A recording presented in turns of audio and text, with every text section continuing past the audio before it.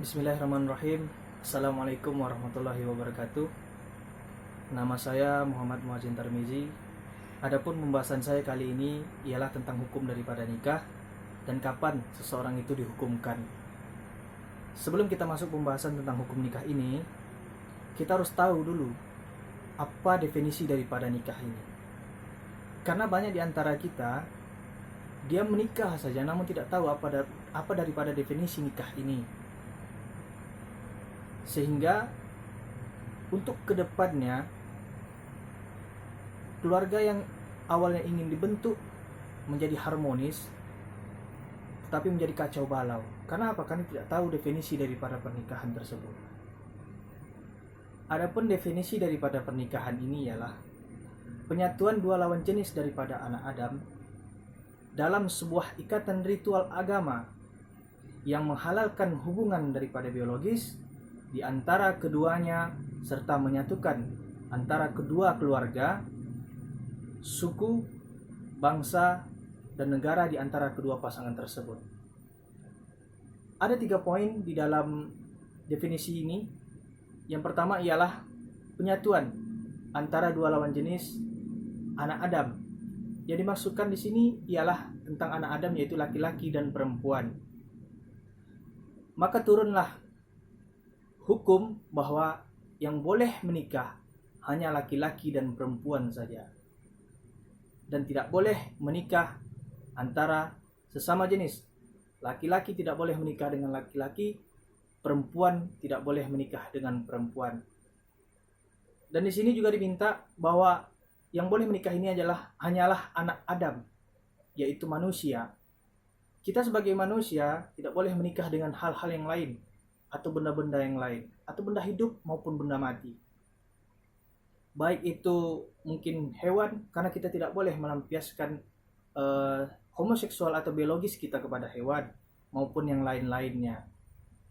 Nah, di sini juga poin yang kedua yaitu menghalalkan hubungan biologis di antara keduanya. Apa maksudnya? Maksudnya ialah kita laki-laki butuh kepada yang namanya perempuan. Begitu juga sebaliknya, perempuan butuh kepada laki-laki. Dan di sana bohong kalau misalnya laki-laki itu tidak butuh yang namanya kasih sayang daripada perempuan, tidak butuh yang namanya mohon maafnya mungkin peluk, mungkin cium.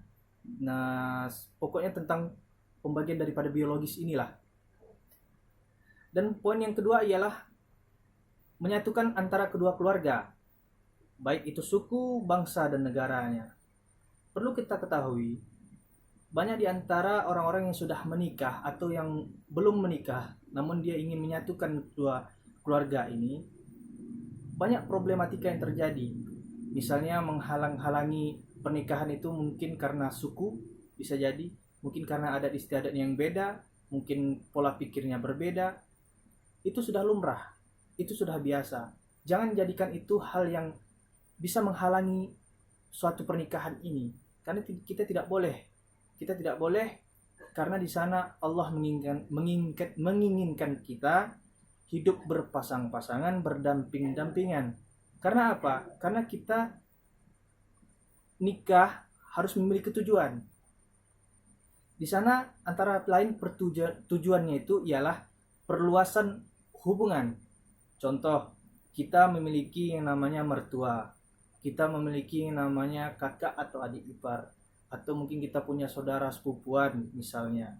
Itu akan bersatu di sana. Terkadang orang berpikir hanya ingin menang sendiri. Contoh, misalnya pada sang istri, aku gak mau sama ibumu ini cerewet, ibumu ini begitu, begini, segala macam. Itu hal-hal yang biasa. Kita harus saling menyokong antara laki-laki dan perempuan. Karena apa? Karena di sana Allah telah memerintahkan kepada kita, hai manusia, kami ciptakan kalian itu bersuku-suku dan berbangsa-bangsa, agar kamu saling mengenal satu dengan yang lainnya. Allah sudah menciptakan kita ini berbeda-beda, bersuku-suku. Karena apa? Karena memang itu jalurnya. Untuk itu perlu kita ketahui bahwa nikah ini adalah pertama menyatukan antara dua insan, yaitu laki-laki dan perempuan, yang diikat dengan ikatan yang suci yang disebut dengan nikah. Nah, untuk selanjutnya kita akan bahas tentang apa-apa saja hukum-hukum dalam menikah ini, mulai dari wajib, haram, makruh, mubah maupun yang sunnah.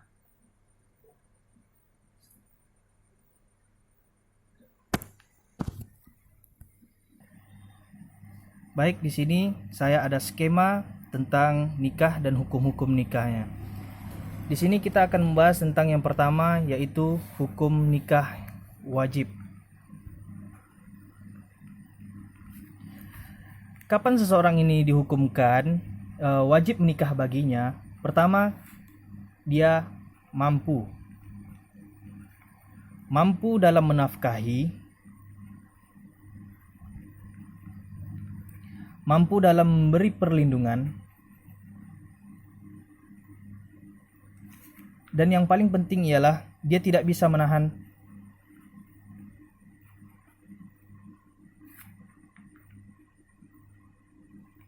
dan akan menyebabkan perbuatan zina. Maka bagi orang-orang yang memiliki ini, wajib baginya untuk menikah. Untuk selanjutnya yaitu sunnah. Bagaimana hukum sunnah bagi seseorang apabila pertama dia mampu dari segi nafkah, mampu dari segi memberikan perlindungan, dan lain-lain. Dan yang paling penting di sini, ia masih bisa menahan,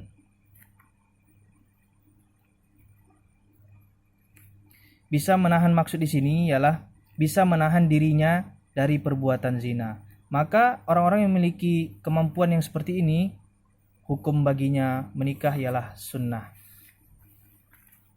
Dan selanjutnya yaitu haram.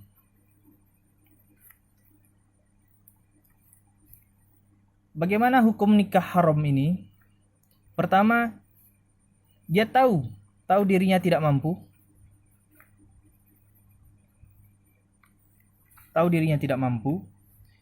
Tidak mampu memberi yang namanya nafkah, tidak mampu memberikan perlindungan,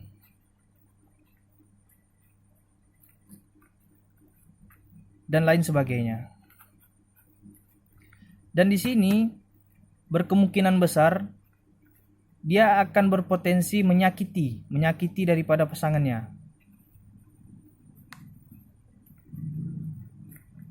Maka hukum bagi orang-orang yang memiliki hal-hal tersebut, haram baginya untuk menikah.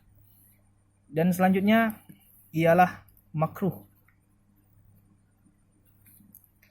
Makruh ini memiliki maksud,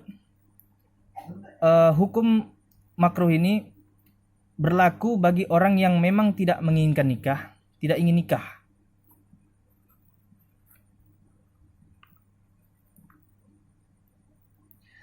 Mungkin karena dia tidak ingin menikah dikarenakan faktor mungkin punya penyakit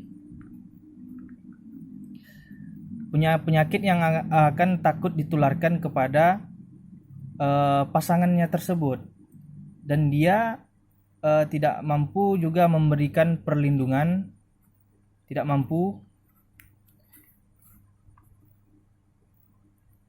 memberikan perlindungan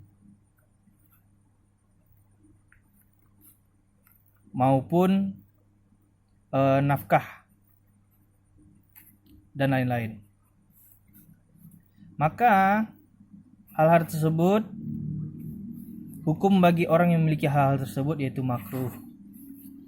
Untuk selanjutnya yaitu mubah. Mubah di sini berlaku untuk orang yang dia boleh melaksanakan nikah jika seseorang ini memiliki kemampuan untuk menikah, mampu untuk menikah,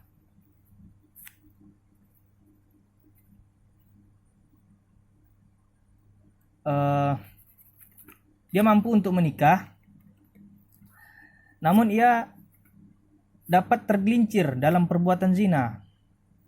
Tergelincir dalam perbuatan zina.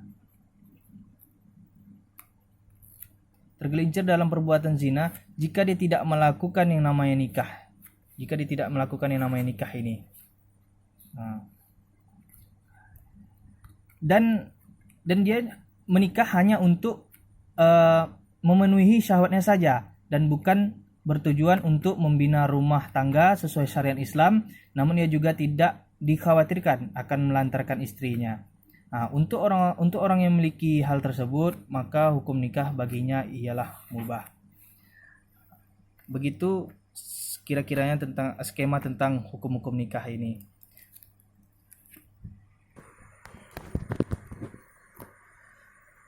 Baiklah, untuk selanjutnya saya akan menyimpulkan apa definisi daripada nikah ini. Nikah ialah tuntutan bagi kita. Apa yang dituntut untuk kita? Yang pertama ialah pembuktian, dan yang kedua adalah pembaktian. Kedua hal tersebut kapan kita laksanakan? Mulai daripada kita ijab kabul atau memilih pasangan, hingga dia menikah, hingga dia memiliki yang namanya anak, hingga maut memisahkan mereka. Intinya ialah bahwa nikah ini bukan hanya tentang kesanggupan, namun tentang kesiapan.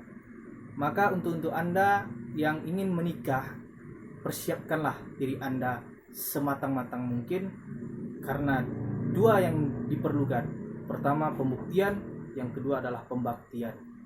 Intinya seperti yang disebutkan tadi, nikah bukan hanya tentang kesanggupan, namun tentang kesiapan. Terima kasih dari saya. Wabillahi taufiq wal hidayah. Wal inayah. Assalamualaikum warahmatullahi wabarakatuh.